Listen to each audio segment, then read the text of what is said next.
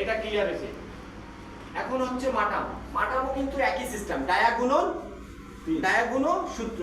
এই হচ্ছে সূত্র। ডায়া মানে কি, এই যে হচ্ছে ডায়ার চিহ্ন, এটা কি ডায়ার চিহ্ন। আপনার ড্রয়িং এও এরকমই চিহ্ন দেওয়া থাকবে। এরকম চিহ্ন দেওয়া থাকলে বুঝতে হবে এখানে পুরুত্ব চাচ্ছে। পুরুত্ব কত? এখন ছাদে রড ফেলতে হলে কত পুরুত্ব হবে? সর্বনিম্ন হচ্ছে 10। সর্বনিম্ন ছাদের রড 10। 12 এমএমেও ছাদ ঢালাই হয়।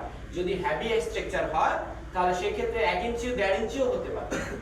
1 ইঞ্চি সর্বনিম্ন হতে পারে, 1.5 ইঞ্চি না, সরি 1 ইঞ্চি হবে।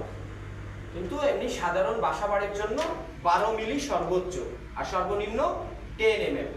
ক্লিয়ার? তাহলে আমরা এখন মাটাম ভাঁজ। মাটাম ভাঁজটা কি? এই কলামে আমরা ভাঁজটা দেই না, এই যে কলামে কলাম দেখছো এখানে এই ভাঁজটা দেওয়া, এই জিনিসটাইকে বলা হয় মাটাম ভাঁজ। কি বলে এটাকে? মাটাম ভাঁজ। এটা তো আন্দাজি দেওয়া যাবে না। এটা কি আন্দাজি দেওয়া যাবে? কখনো এটা আন্দাজি দেওয়া যায় না। এটার একটা হিসাব আছে। হিসাবটা হচ্ছে এইটা, ডায়া গুণন সূত্র। হ্যাঁ, ডায়া মনে করো 400 টা গুণন এইটা 3 সমান 3 4 12 ইঞ্চি। এখান থেকে এটা হবে 12 ইঞ্চি। বুঝাতে পারছি? এখান থেকে এটা হবে 12 ইঞ্চি। মনে করো ডায়া গুণন 500 টা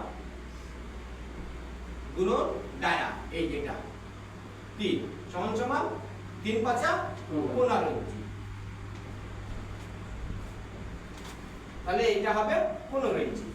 মনে করো ডায়া গুণন 600 টা সমান ইনটু এই 3 পরিবর্তন হবে না।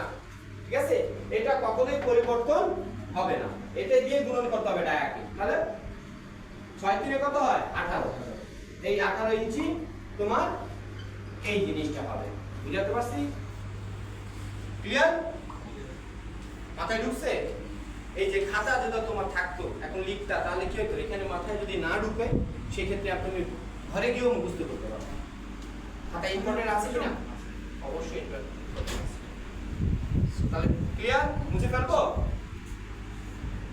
তাহলে আমরা মাটামটাও পেয়ে গেলাম। ক্লিয়ার? মুছে ফেলবো?